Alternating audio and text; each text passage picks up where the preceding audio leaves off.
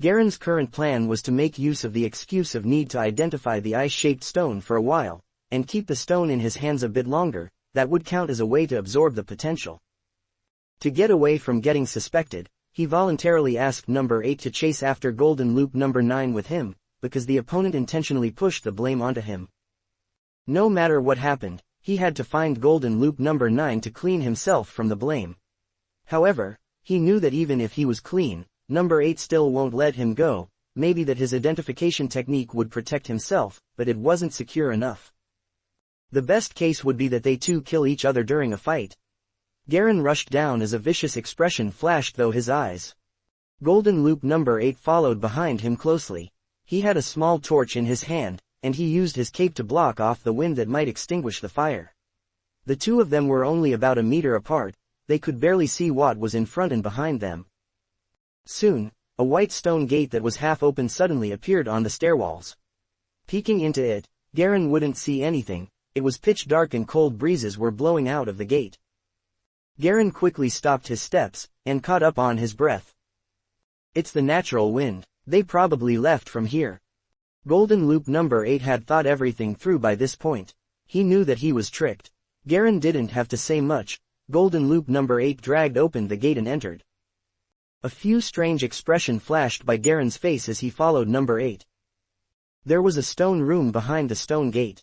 There was a thick layer of dust on the ground, and there was a series of clear footprints leading forward, and these footprints disappeared as they got to wall on the right.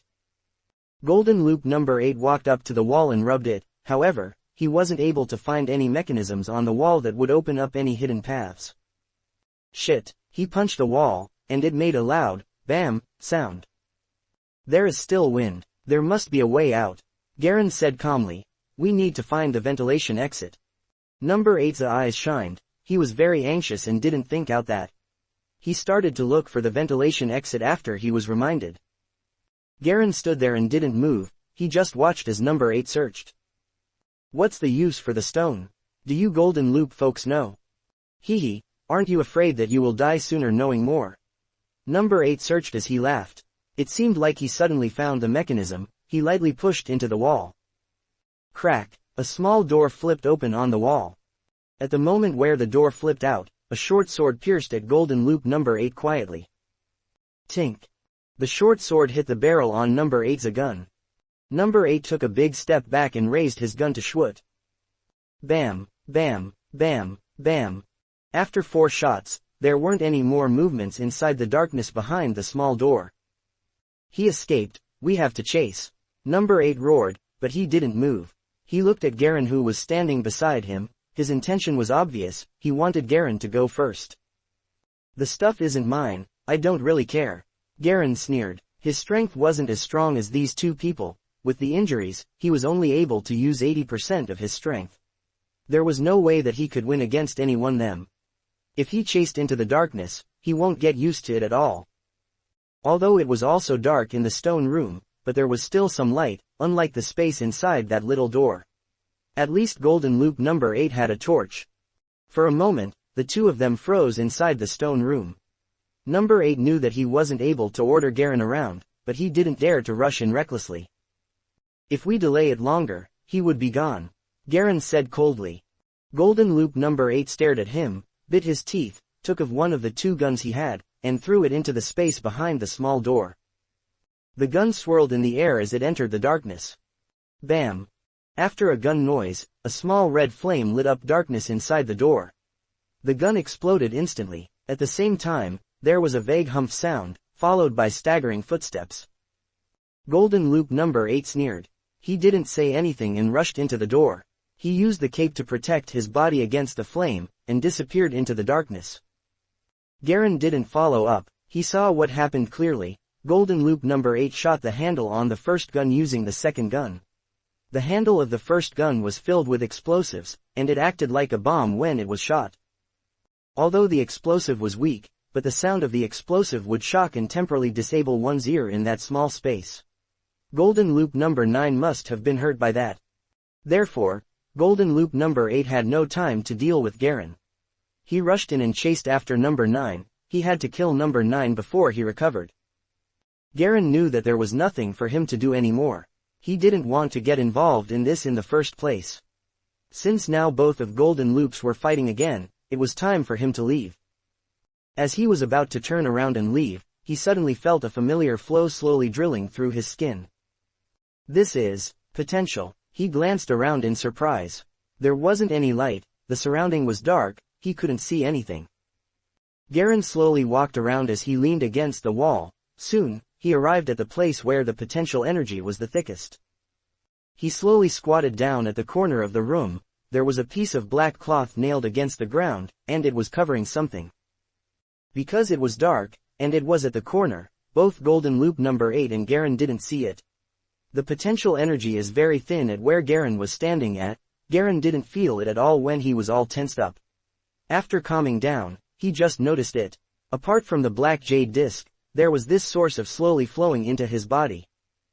Could it be? Garen's heart started racing. He slowly uncovered the black cloth, and a white stone revealed itself. The stone was in an eye shape. It also looked like a fish. It quietly laid on the black floor. Garen picked it up and rubbed it. Although he couldn't see it clearly, but he knew that this was where the potential energy was coming from. From the shape of it, he knew that it was probably that white eye-shaped stone. If it wasn't the potential energy that helped me locate it, anyone else wouldn't have been able to find it. Garen quickly put the white eye into his pocket. He stood up and walked toward the entrance. There was still the smell of gas and smoke that came off of the torches left in the air. It was thick. It's probably the detectives who just passed by. Standing at the entrance of the stone room, Garen turned his head around and looked behind him as a sneer appeared on his face. One intentionally framed me, one wanted to kill me casually. Both of them are bad eggs. Unfortunately, I could get rid of them if I'm a bit stronger. I won't let them get away easily. He rubbed the white eye-shaped stone in his shirt pocket as he thought of something. At the same time, he quickly ran up. After a few minutes, a black shadow suddenly rushed out of the little door in the stone room. The black shadow didn't light up anything. He rushed to the corner of the room, uncovered the black cloth and reached for something. The black shadow was stunned as it didn't find anything. He quickly swept around with his hands, but he still didn't find anything. That Kelly, he bit his teeth and said. Vague footsteps behind him, and the black shadow quickly stood up and rushed out of the gate. As soon as he rushed out, he felt a wind gusting at him as a man jumped at him from the side. Bam! The two of them instantly separated, and the black shadow hit the gate forcefully. The whole wall shook as a result. Damn! He continued his rolling on the floor as he dodged the second attack. The frame of the gate behind him was smashed by a punch, and it let off a deep boom sound. A ton of stone chips crackled down the wall. Golden Loop number 9, you deserve this. Garen's voice sounded in the darkness. How dare you shift all the blame onto me? Do you think I'm scared of you? Golden Loop number 9 grabbed onto the handle on the stairs as he tried helping himself up. He was only able to half kneel on the ground. He looked pale as blood flowed out of his ears, nose, and mouth. There were many thin blood streams all over his face.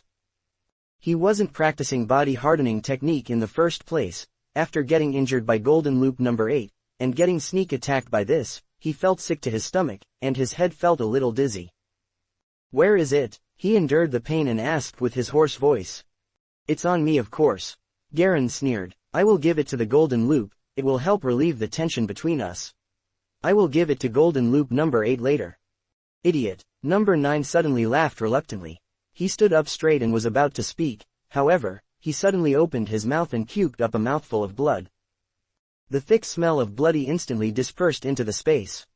At this time, another black shadow dashed out of the stone room, and appeared in front of the gate. It was Golden Loop number 8. He was holding onto a small torch that was still lit, and the torch barely lit up the surroundings. Under the vague light, the three faces appeared red and looming. Do you really have it? Golden Loop number 8 looked at Garen. Give it to me. He said as he reached out his hand. I can give it to you, but it has not been identified yet. I think I'm the only one who is able to identify to see if it's fake or not. You guys know how long it takes to identify. Garen didn't hesitate. He knew that he couldn't protect this item. Although he didn't like the way Golden Loop number 8 talked to him, he threw the white eye-shaped stone to him. The latter caught it in midair. He nodded in satisfaction after he checked it.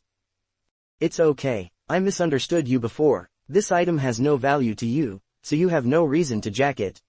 In terms of identification, we will have to bother you on that. Everything here is a big misunderstanding. I only like identifying all sorts of strange stuff. I actually do hope that I could identify the stuff that you Golden Loop get. Garen spoke his mind. Golden Loop number 8 swirled his eyes and said, the organization is always looking to treasure and protect talented people. The henchmen didn't know much, and caused a lot of trouble for you. It is our fault. But I'm sure you know that you are on Dale Quicksilver's side, and a lot people in the organization is not happy about that. But if you Kelly could join Golden Loop, then everything won't be a problem. He just tested Garen's strength and was impressed. Since Golden Loop number 9 just betrayed the organization, a new person had to be added to the top 10 Golden Loops. He had an idea. The two of them started talking and actually ignored Golden Loop number 9, who was severely injured temporarily. Number 9 was happy to see that too. He needed the time to recuperate, his body couldn't handle it anymore. What can I get by joining Golden Loop? Garen asked as he lowered his voice. Although we are not a secret martial art organization, we are not a pure force organization as well. Golden Loop number 8 laughed proudly. Detective Dale knew the reason why we, the Golden Loop, exist, but he didn't tell you. Garen squinted his eyes. For us to like collecting this much, someone must need them. What kind of a person like these antiques that are stolen and hard to sell? After all, these items are small and incredibly old, they only have minute historic value. Golden Loop number 8 continued with his hints. Garen was shocked. Nobles, he shouted out. Actually, Golden Loop number 8 started laughing. Golden Loop represents not just an ordinary underground force. We are backed by many influential people in high places. Strength is actually our weakest link, what we have is power and influence. There are only benefits and no harms by joining us. Garen was relieved, and he knew there weren't any problems. He said all of that to Golden Loop number 8 intentionally. He still had his families, relatives, and master. He wasn't a single person who was isolated. Although Golden Loop wasn't scared of Manuelton Corporation or his master Fei Bayun's status and influence, they wouldn't come and provoke him for no reason, as long as there wasn't any conflict of interest. No wonder the detectives couldn't do anything about you guys, so it turns out that Golden Loop's influence is this strong. He murmured. We just need an identification expert that could identify ancient and mysterious items. This is your opportunity. Golden Loop number 8 was getting more and more satisfied with his idea. All of Garen's strength, background, and talent were what his organization was looking for. If he was able to add Garen into their organization, then the small conflicts they had prior could be solved easily. So only a few people died. They weren't any of the top 20 Golden Loops. Anyone after the 20th position were pretty much useless, and their positions could be filled easily. At this day and age, experts and talented individuals are the most important resources. No rush, let's take care of business first. Garen looked at Golden Loop number 9, and the latter instantly tensed up. Golden Loop number 8 sneered as he charged at number 9 and poked out with his index finger. PSSH. Way. Golden Loop number 9 let out a deep humph as a bloody hole appeared in his chest. Bam. His whole body instantly flew backward, went over the handrail, and fell down to the black hole. Let's go. Golden Loop number 8 didn't even bother looking down. He turned around and began walking up the stairs. What the people on top want is here, so we won't have any problems after I hand it in. Identification will be something for another day. Garen looked down at where Golden Loop number 9 had fallen in, but the place was pitch black and he couldn't see a thing. He quickly followed Golden Loop number 8 up the stairs. Oh wait, did you guys get any clues in terms of the fragrance of the Mintwister vine? Why didn't I see that particular plant? He asked as he recalled the strange things he saw at the Silversilk Castle. Mintwister vine, that thing is best for creating illusions and killing people. All of them were collected from our people, except for that crazy woman. She still kept some, but not that much, Golden Loop number 8 said casually. Okay, I will go up first and retreat with my people. You can come up later, so Dale Quicksilver won't get suspicious. If you join us, the Golden Loop, then your identity could be a great cover. Okay, Garen nodded. He stood still and watched Golden Loop number 8 sped up and quickly disappeared into the darkness. He turned around and looked back at the darkness behind him. The stairs seemed to extend downward forever, as if they led to the endless abyss. The whole stairway was so quiet that it was frightening. Why did this golden loop number 9 rush in and try to steal this item? Garen still had a question on his mind, but unfortunately, number 9 was already dead. There was no way that he could still be alive after falling down from a place this high up while already being severely injured. After shaking his head, Garen paced himself and ran up the stairs. At the very bottom of the staircase, golden loop number 9 laid facing up. Numerous metal spikes extended from the ground, piercing his body. His eyes were open wide, but there was no sign of life in them. His blood slowly soaked into the black soil and solidified. The silver silk castle during the afternoon glowed a warm shade of red under the sunlight during sunset. In the courtyard in front of the castle, a few guards equipped with guns were checking their teammates' corpses. Their faces were all pale. Some of them were swearing, while others were choking and whining. Their captain had a bandage on his arm and stood beside Detective Dale with an ugly expression on his face.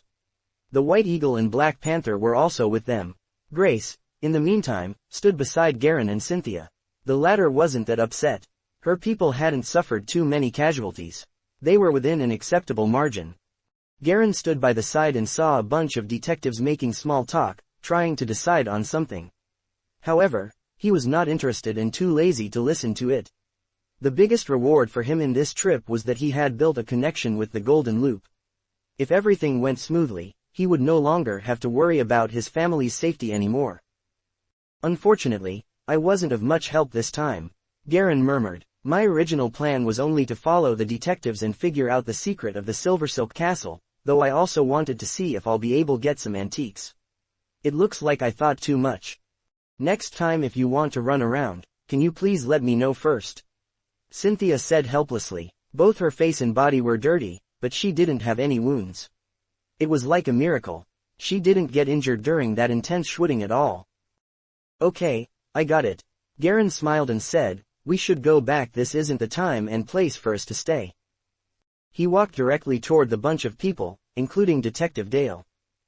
After some simple farewells, Garen led Grace, Cynthia and the other people who had came with him towards Canoe Town. They returned to Canoe Town in the early evening. The sky had yet to turn dark. Garen jumped into Grace's car and headed towards the city. After getting back to the city, his life gradually returned to normal. Garen threw the situation with the Silver Silk Castle to the back of his mind and no longer thought about it.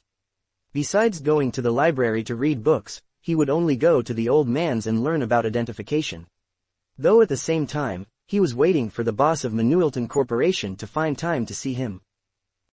After several weeks, in a small room in the library, surrounded by bookshelves, Garen was seated down on a red sofa.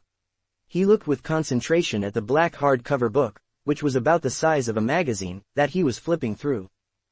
There was a cup of coffee on the black table in front of him, but it had lost its heat already. Book of Silence, a pretty blonde girl asked, leaning against an armrest as she sat on his right.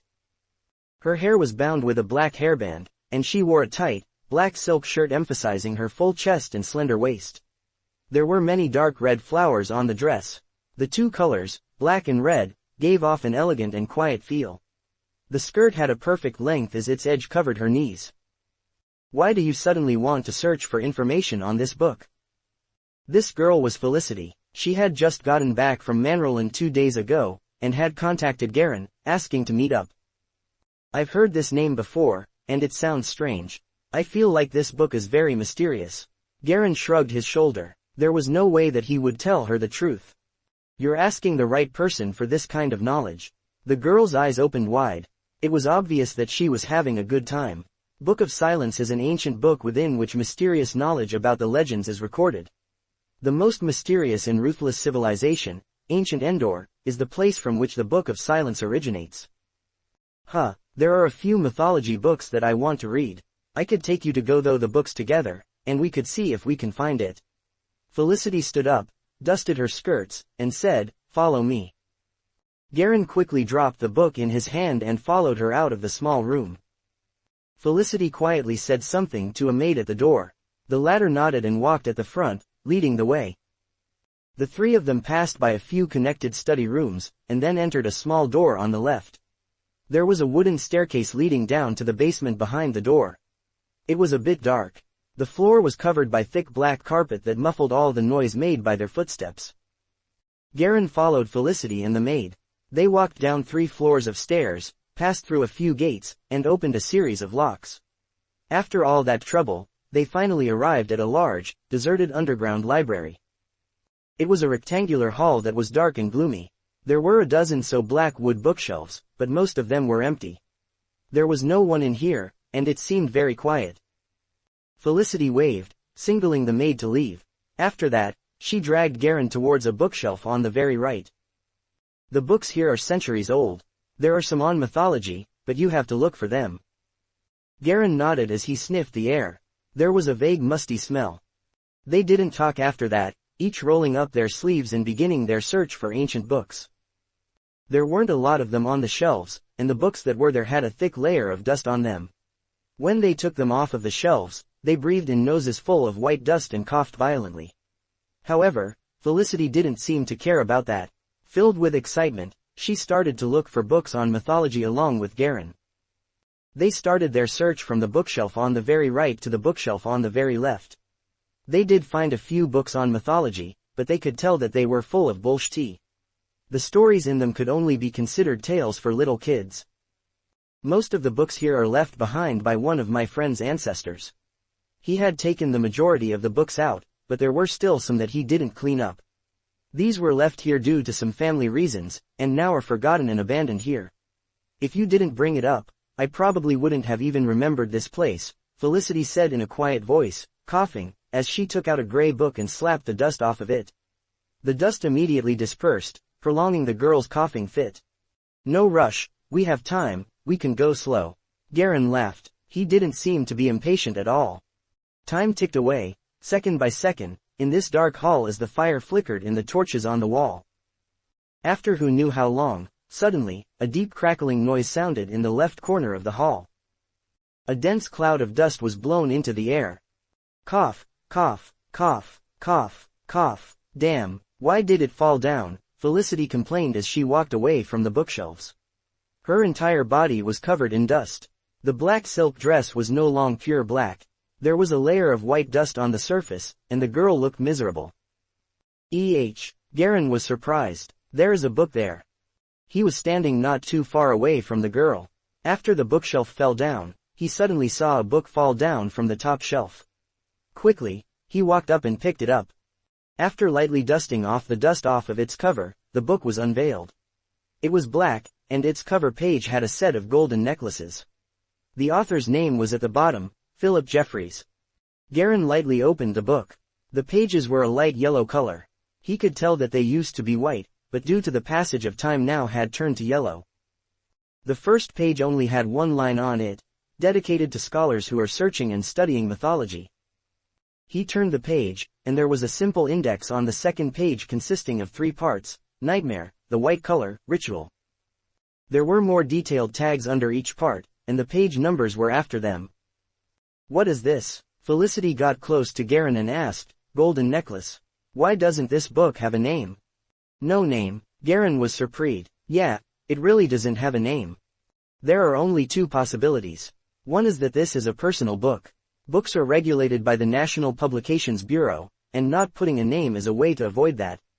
These kind of books are assumed to be notes or diaries. Felicity was very knowledgeable, she explained, but the other one. Her expression got serious. The other one would be the so-called banned books. They contain prohibited material. Not putting a name on it is also for the purpose of avoiding the National Publications Bureau. Because they're all banned by National Publications Bureau, they only have the name of the author on it. Banned book. Garen instantly got interested. He flipped through a few more pages and found that the whole book was filled with symbols and strange writings that he didn't understand. Let's go, let's sit down over there and read it. This book must be a banned book. I've never seen a real banned book before. Felicity got interested as well. Both of them came to a red wooden table, pulled out chairs, wiped them clean, and sat down. The light on the table was already lit up by the maid. Although it was a bit dim, it didn't affect their reading. Putting the book on the table, Garen continued to flip through the pages. The yellow surface of the paper was slightly rough and crisp. The corner of the paper broke off after Garen lightly touched it. It was like an extremely thin template. Be careful, these books are very old, at least hundreds of years old, Felicity said quietly. Okay. Garen softened his movements even more. After flipping to the 5th page, it was still the table of contents. Garen ignored it and kept on flipping. Hereby I thank my friend, Lady Liana. If it weren't for her careful correction and sponsorship, this book might not have been published. After this, the words became blurry like they had been soaked in water. Garen frowned and continued flipping. To his surprise, the actual content of the book was crooked black letters that looked like toads. Garen could recognize individual ones, but when jumbled together, they became garbled and meaningless.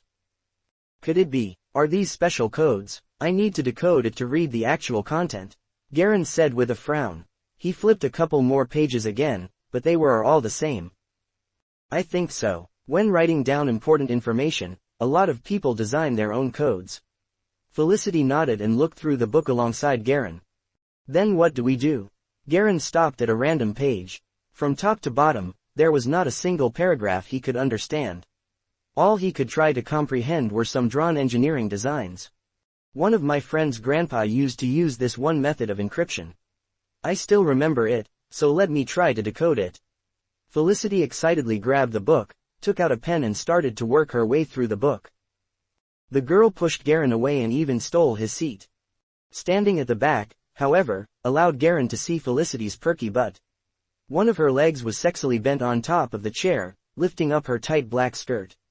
If he crouched a bit more, he would be able to see what was underneath that skirt of hers.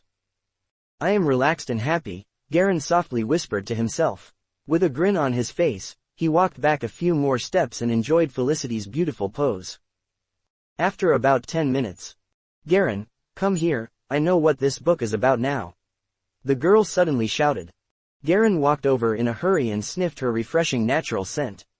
He subconsciously inhaled deeply. However, seeing Felicity's serious face, he organized his thoughts and looked at the table. On top of the desk was a piece of paper. It contained a small paragraph decoded from the book.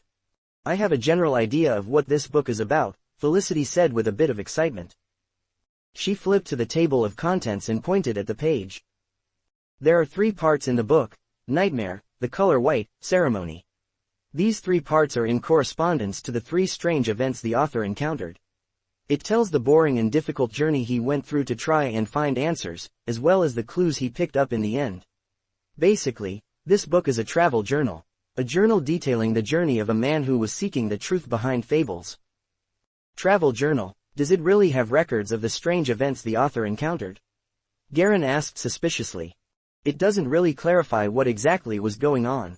However, the author has recorded that he wasn't sure since when, but he began to repeatedly have the same nightmare. To reach the roots of why he was having it and to ease the pain, he went on a journey to figure out why it was occurring. If it really was just about a nightmare, then it couldn't be categorized as a strange event. But, at the end of the book, the author seems to have learned something. The way he wrote became a little unclear. It was as if he was tabooing something. Tabooing something? Garen squinted his eyes. Can we find some information on the author? No. From what I've noticed, after the author arrived at this one place and came out of it, there was a huge change in the book's content and it became ambiguous, Felicity explained. What is that place? Roachwell Empire Library. Garen frowned, picked up the book, and flipped through it. Look at the back cover, there is something. Felicity yelled anxiously. Garen flipped to the last page in a hurry. Immediately, a white piece of paper that was tucked between the cracks of the back cover fell out. If it wasn't for the cover being cracked after such a long time, a knife would have been needed to pry open the cover to get that piece of paper. Felicity quickly picked it up and unfolded it. On it was written only a single line: Navachi Tsunami Mountain number 174, under the 3rd tree and 6 meters deep. I left the stuff there. Charlie. It's a note. Nobody has found it before us, or else this piece of paper wouldn't still be tucked in the book cover. Felicity was thrilled. Let's go check it out. Maybe we can get our hands on something cool. Navachi. Where is this? Garen had never heard of this place before. It's at the Jade Mountain province, on the border of the Confederation. The province's capital is Navachi. The Jade Mountain is a very poor province. It has awful soil and there is a lack of natural resources. Other than an overabundance of sunlight, there isn't a lot of advantages to that area. Their grapes and honeydew melon are quite nice though. Felicity became even more eager. What do you think? Want to go? Let's go together. Jade Mountain Province is too far from here. Garen was speechless. If we take the train, it'll take us a week.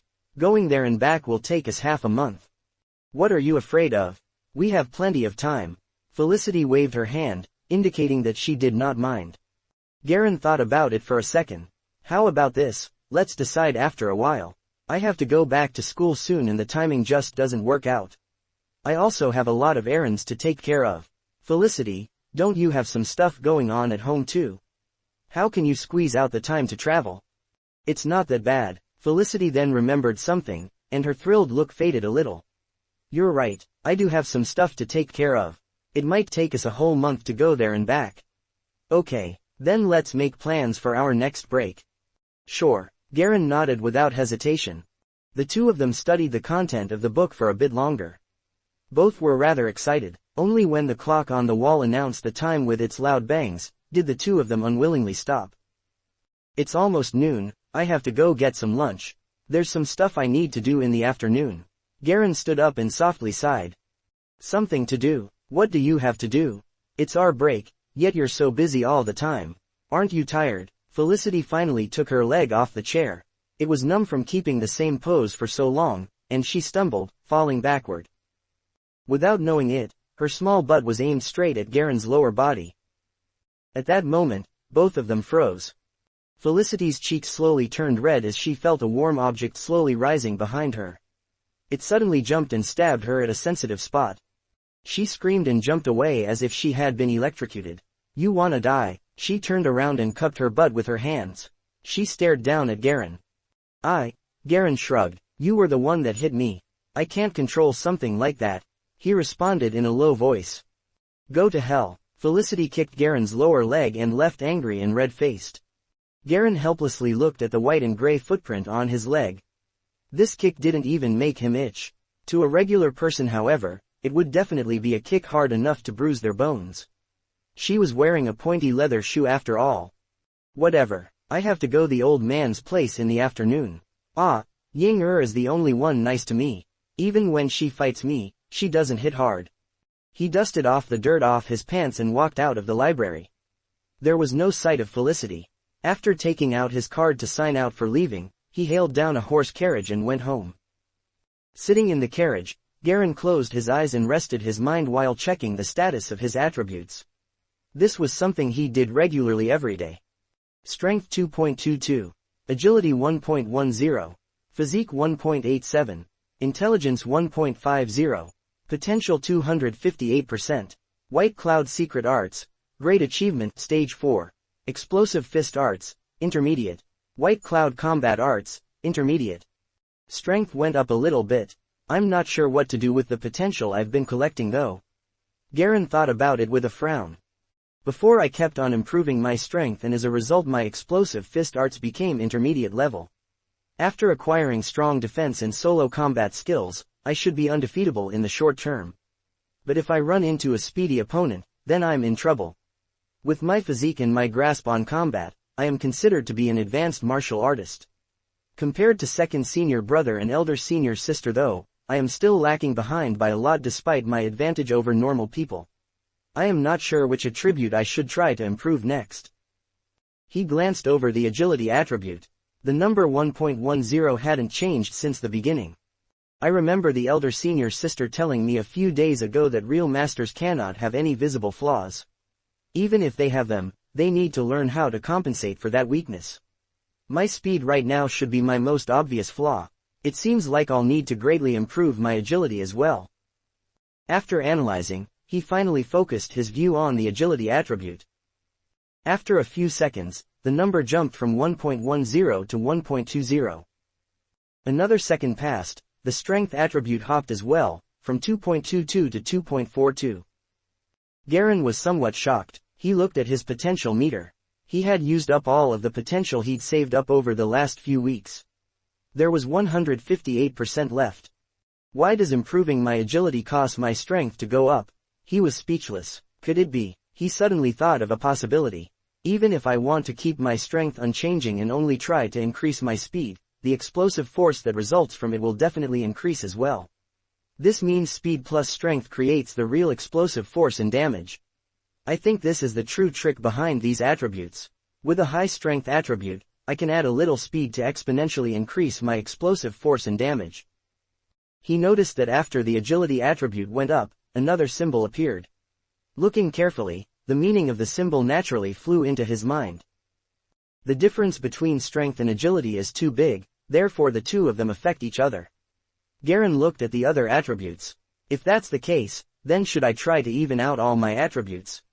I shouldn't be too extreme with one attribute because it will drag down my other attributes too. With the little of potential left, Garen didn't use it up. The potential in the black jade disc had been dying down and the potential inside was less than he anticipated. Because of that, it took longer to absorb the potential and after another time, two at best, there would be nothing left to absorb. Sitting on the carriage, he slowly took out the black jade disc from his pants pocket. This piece of antique that looked like a tough metal was emitting potential that was as thin as a strand of hair. Garen brushed his fingers over this long rectangular small metal and felt the uneven and bumpy words and carvings. After I absorb all of it, I can sell it through a company or through the golden hoop. It'll probably fetch me a lot of money and I'll be able to use it to find more antiques of tragedy. Garen moved around to feel the effects of the change in his attributes. I guess I won't go to the old man's today, but try out my new physique at the dojo. If I don't familiarize myself, I might screw up in my next combat. I haven't been that dedicated to going regularly. When I see Master this afternoon, he will lecture me for sure. Garen smiled helplessly. Afternoon, Pennington Street. Gray clouds covered the sky, not letting a single beam of light shine through. It was a gloomy day.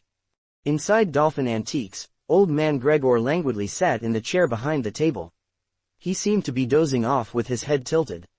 Suddenly, he heard a familiar footstep from outside the door. Garen, the old man opened one of his eyes and asked listlessly, "Look at what time it is. I thought you weren't coming today." He pointed at a white narrow-necked vase with two ear-like handles. "This is your mission for the afternoon, go take a closer look. Give me your appraisal report after." Garen walked through the door in a red sports suit.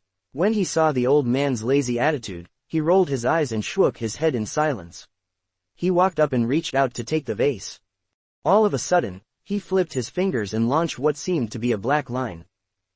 The black line drew an arch in the air like a flying bug, speeding toward old man Gregor's forehead like lightning. Ow! It was too late for the old man to dodge, so he slightly tilted his head. Unexpectedly, the black line turned and struck down, stabbing into his left shoulder, and stopped there. It was a thin black needle. "Garen, what in the world are you doing?" Gregor got up from his chair, took 2 steps back and pulled out the needle. He was both surprised and infuriated. Garen was shocked. Suddenly, he had a pained expression and staggered 2 steps back.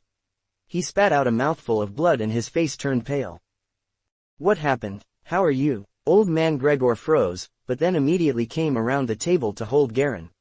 His swift movements were completely contradictory to his elderly figure. My head hurts," Garen shouted out in a weak voice, his face twisting with pain. "Damn it, it must be those guys. How dare they, ugh." Gregor's voice suddenly stopped, his body shuddering next to Garen. He lowered his head and saw a short black dagger stabbed into his belly. "You." Garen sneered as he promptly pulled the dagger out, flipped it in his hand, and backed off a step without making another move. "If I wasn't disguised as that kid, I probably wouldn't have been able to trick you."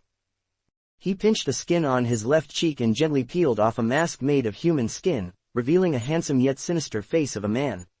"Long time no see, Gregor. It's you, Silfallen." Old man Gregor backed off 2 steps, holding his wounded lower belly. He had a complicated expression. "Tell me, where is the thing?" Silfallen demanded. "The thing? Hey." Old man Gregor smiled. "You still haven't given up." Silfallen laughed. "I know you're strong, but there is no way you could escape after getting struck by my Duskill needle. Now come on, show me where it is." He slowly approached Gregor. Gregor unexpectedly started chuckling. "Have you forgotten? No matter how many times you try, you will always eat my dust.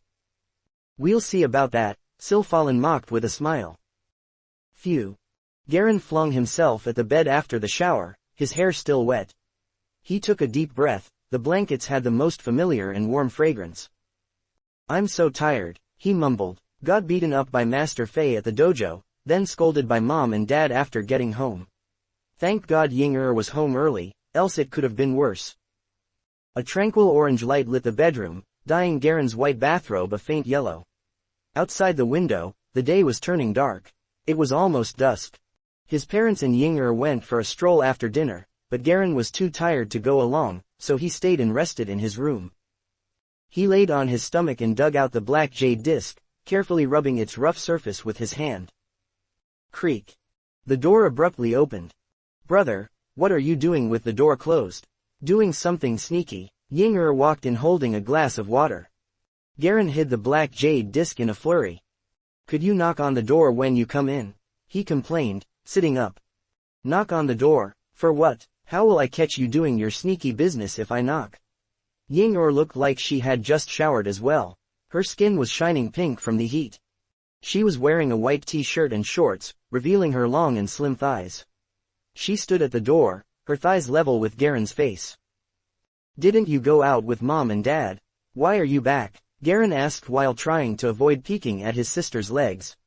I never left, I was just saying that to deceive you, and I've finally caught you in action.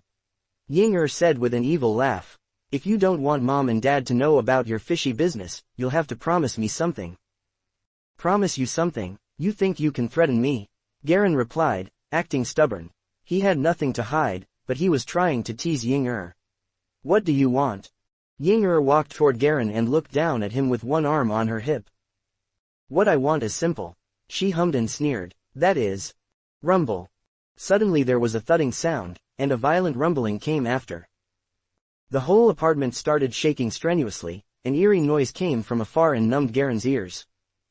Ying couldn't even stand still. She fell into Garen's arms, her legs spread out, and sat up straight in Garen's right leg. The two shuddered. Garen warily gripped onto Ying but the latter blushed and ran out of the room in an instant. Garen turned around to face up, still immersed in his sister's refreshing fragrance as she fell onto him. I've been quite lucky recently.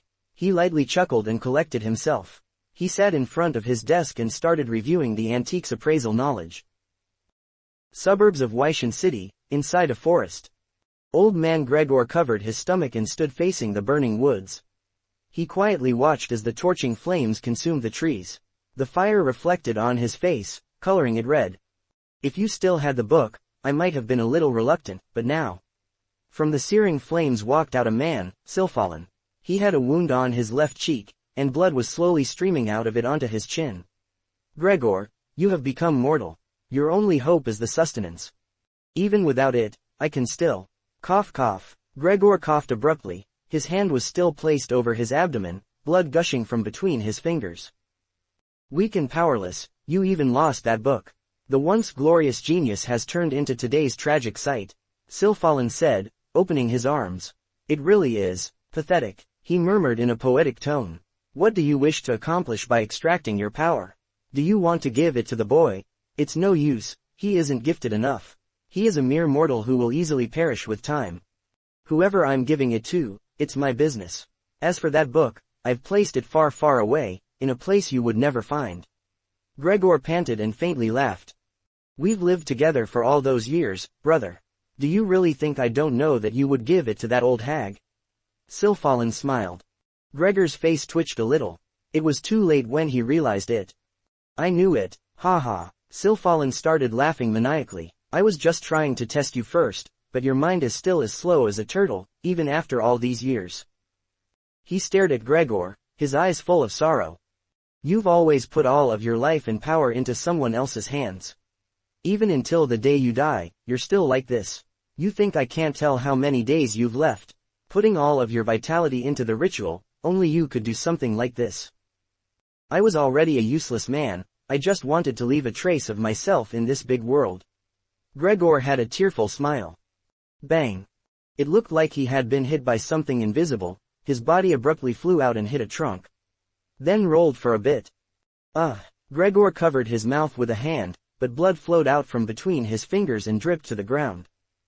Why are you always this stupid? Why? Silfalin ran at him and fiercely hit Gregor's stomach. Bang, bang, bang. Silfalin's feet stomped and kicked, harder and harder. It sounded like something hitting a leathered sack. The sound was clear even at the edge of this burning forest. Trace. He finally stopped. A scumbag like you wants to leave a trace in this world.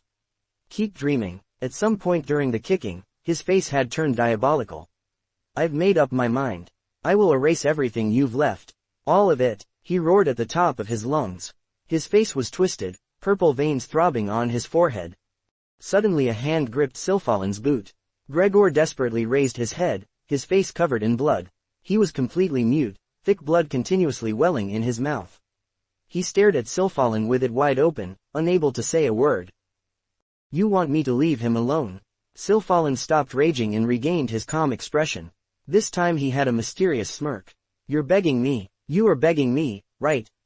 Gregor's pupils were dilating, his eyes had gone blurry, and he could not see anything. But he kept his grip on Silfalin's boot. You're really begging me? Silfalin's smile turned into a wild laugh. If you want to beg me, then lick my boots clean. Bang. He stomped on Gregor's face. Lick it, the once glorious genius, my dear brother, lick it. His face turned diabolical again. He stomped and grinded Gregor's face, again and again. Suddenly he froze. Old man Gregor, who was dying beneath his feet, really reached out with his tongue and licked his boot. An inexplicable emotion filled Silfalin's chest. He raised his head and felt a sudden bitterness. It was my fault. Back then, old man's voice came from below his feet. Forgive me. His head slid down to the ground, the last bit of luster gone from his eyes. Silfalin did not respond. He looked at the body at his feet.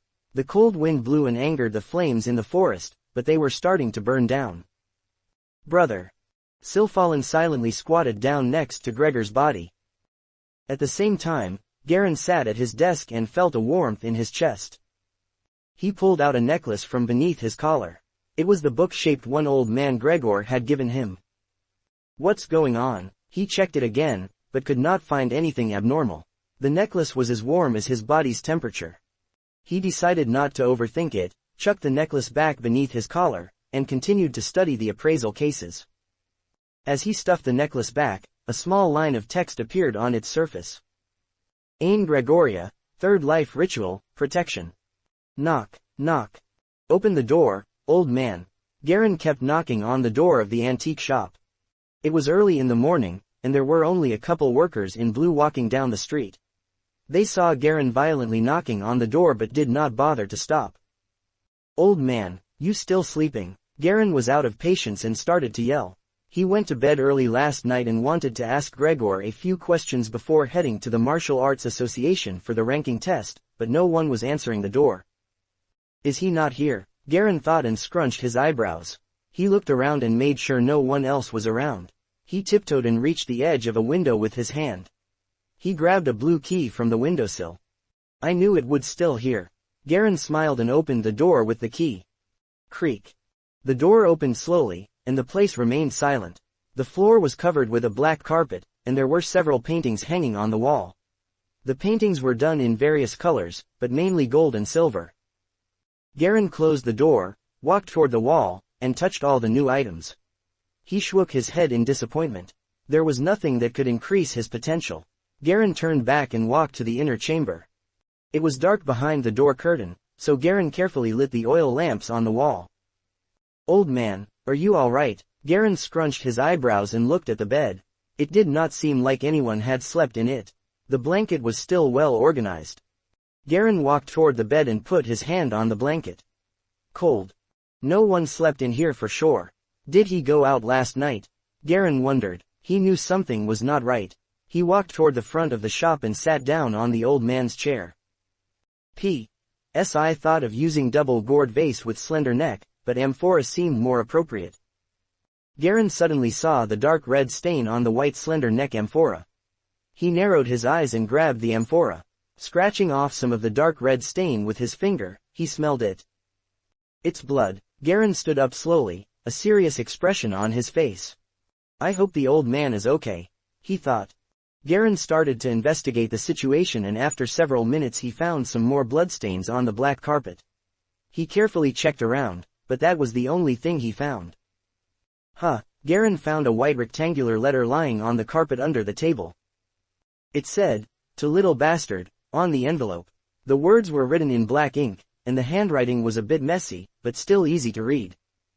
It's the old man. Garen scrunched his eyebrows and opened the envelope. He pulled the letter out, noticing that there was almost no empty space left on the paper. I am on vacation, kid. Don't try to find or contact me. I am good. An old friend invited me, and there are a lot of delicious dishes and nice drinks here. I heard he also prepared beauties for me. Ha ha ha. Don't get jealous. I don't think I am coming back. I opened the shop for fun, and I will leave it to you. You can do whatever you want with it. Wait, I taught you how to identify the antiques. You better keep learning. I am counting on you. The letter ended here. Garen finished the letter, but his expression did not change. He became even more serious. Old man, you think I will be tricked by this? Garen thought and took the letter to the table. He lit an oil lamp with a match and toasted the paper carefully over the flame.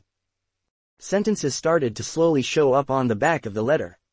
Garen read the letter again after all the hidden sentences appeared. Garen, I'm sure you'll find my hidden message, but by the time you're reading this, I'll probably be gone already. To be honest, you remind me of myself. Though you aren't talented like me, our personalities are really similar. Well, make sure you take care of the necklace I gave you and don't lose it. It might help out in a certain situation. Also, if you find something is strange in the shop, you need to leave it immediately. If anyone asks you about me, never say you knew me. There is barely anyone who can deal with them in this world.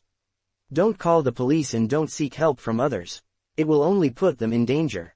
Only people with equivalent power would be able to fight them. Sadly, you don't have the talent. The message ended here. It seemed like the old man still had something to say. Garen was breathing heavily while reading the message. He knew something happened to the old man, but he tried not to think about it. Old man, who are they? Garen thought. There were many thoughts going through Garen's mind, and he just stood there with the letter in his hands. Caw. Suddenly, he heard some noise. Who's there? Garen yelled. He put the letter down and rushed toward the source of the noise. A man was walking toward the back door of the inner chamber. He turned back and looked at Garen after hearing his yell. The man looked surprised. Master was right. The kid came back. The thin man suddenly yelled out. We didn't come here for nothing, someone else agreed. He then continued, take him out and we can leave. Got it, I will take care of him. The thin man laughed and walked toward Garen. Kid, you're unlucky, the man said, pointing a finger at Garen. Boom. Some invisible force stopped Garen from moving, and he felt like he was glued to the floor. What is this?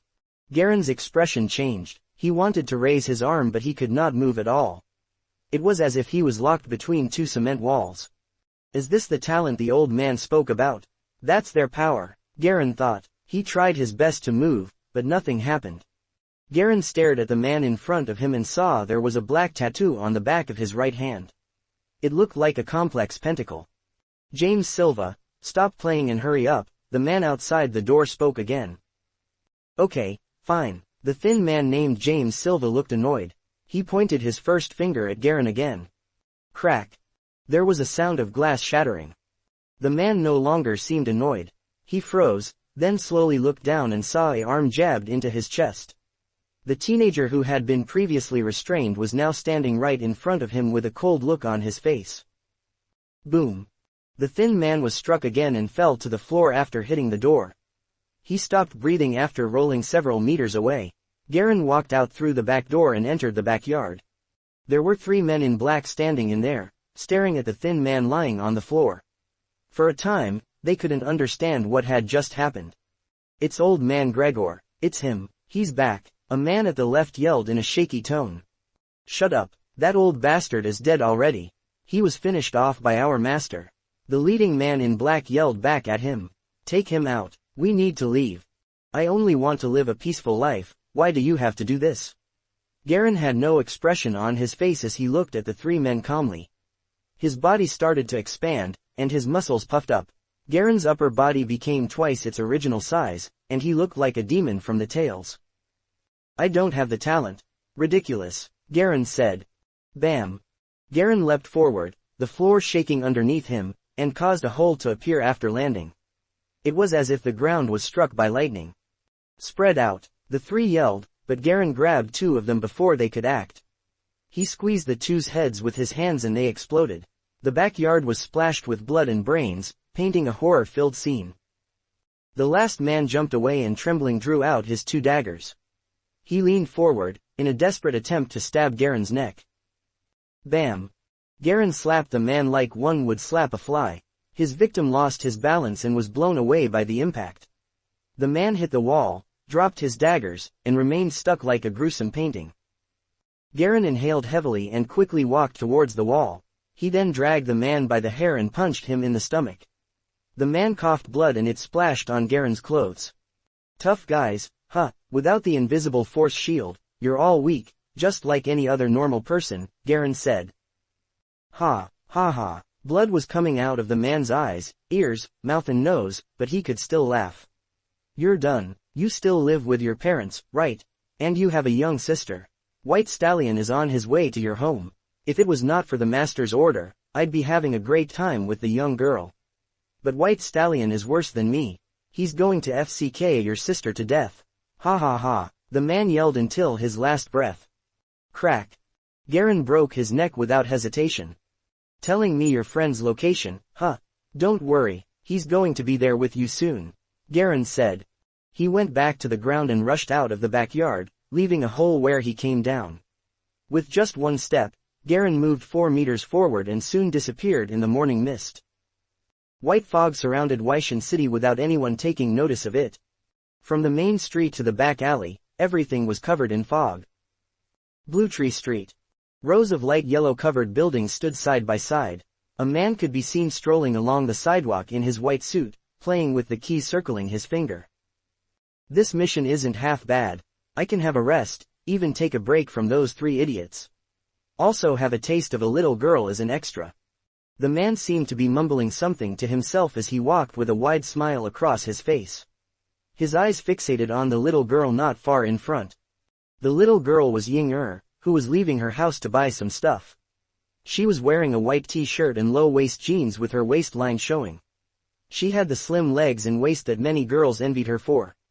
Though her chest was not fully developed and her looks were average, but this young body that was rich with youth was the type that White Stallion liked the most. White Stallion followed closely behind and couldn't help but gulp, noticing the movement of her hips while she walked. I should take action once there are fewer civilians around. He counted the distance and resisted his urge to act immediately. After some distance, he spotted Ying humming while turning right into a narrow back alley. White Stallion was delighted by the situation and increased his pace. It could be seen from his face that he could not hold back anymore. A white handkerchief appeared on his hand out of nowhere, coated with something needed for this occasion. Clack, clack, clack. Suddenly, footsteps could be heard coming from the corner ahead of him. 3 tall men slowly walked out from the alley, each of them with golden earrings of various sizes hanging from their left ears. The 3 men prevented White Stallion from entering the alley. Piss off, the good-looking one among the 3 told him. He seemed to be the leader of the group. His expression was dim, obviously in a bad mood.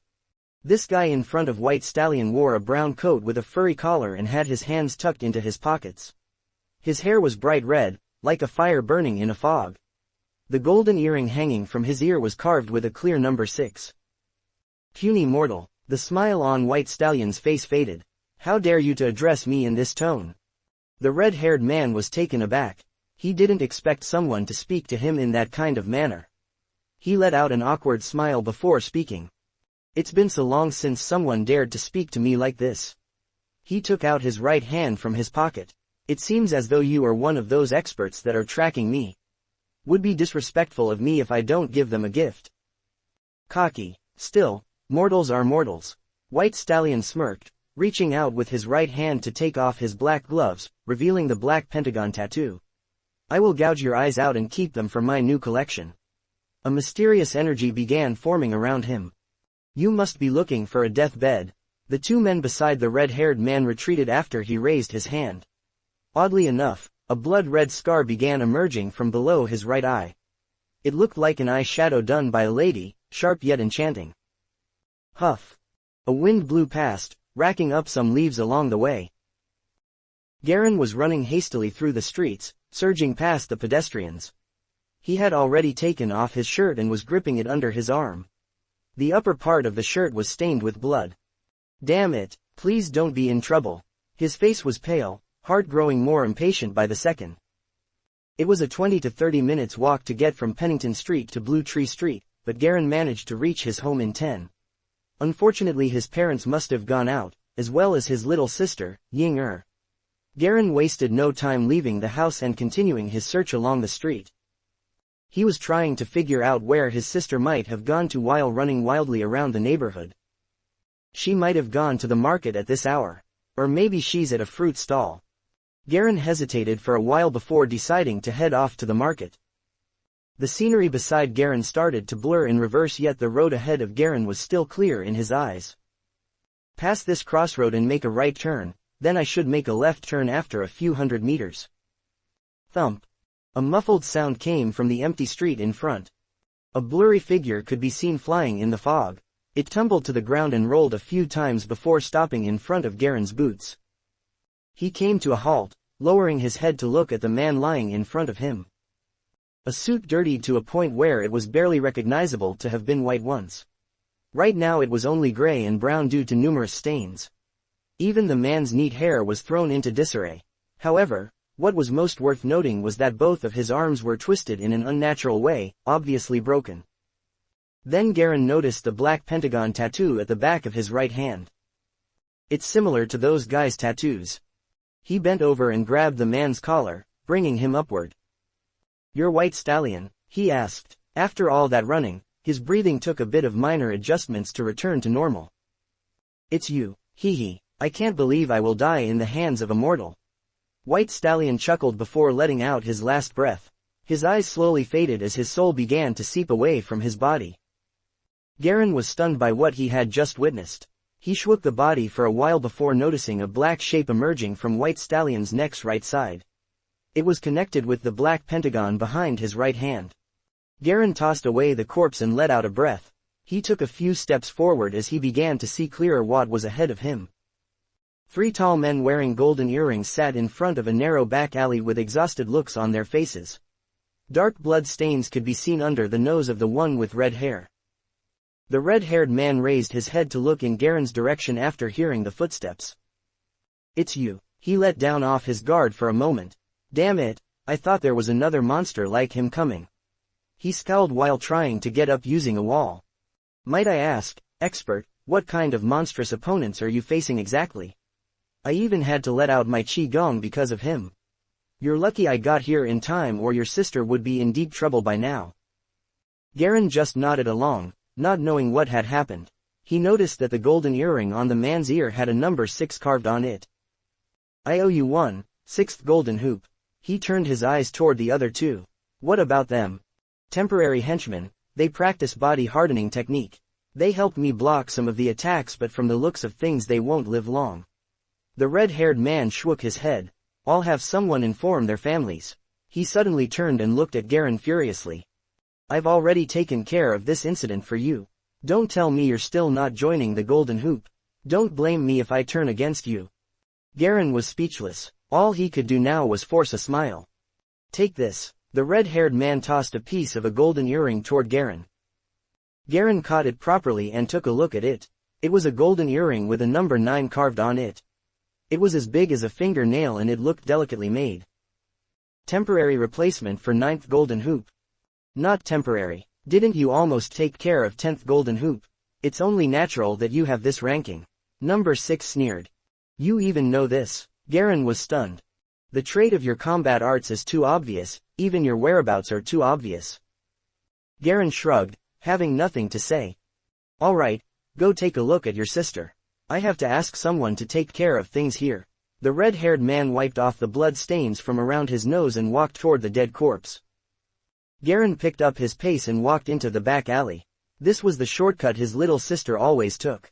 After getting out of the back alley, Ying-er's back figure finally appeared within Garen's eyesight. He rushed out, hugging his little sister. Ying-er. Ying-er felt a familiar presence hugging her from behind. She almost dropped the tomatoes and potatoes that she was carrying from the market, startled by this sudden action. Brother, what are you doing? Are you not embarrassed? We are on the main street. She struggled to get away from Garen but felt the difference in strength between them. Trying a few more times to no avail, she gave up and just let him do what he wanted. Ying-er, I'm so glad you're fine. Garen held his half-a-head shorter sister tightly in his arms. Fine from what? Ying-er was being hugged by Garen from behind with her hips awkwardly positioned against Garen's crotch region. Let me go or I'm going to be so pissed. Okay, I'll let go. Garen also felt the awkwardness and swiftly removed his arms from around his sister. He was relieved to know his sister's current condition. Most of the passers-by stared at them ambiguously, assuming that they were in a relationship.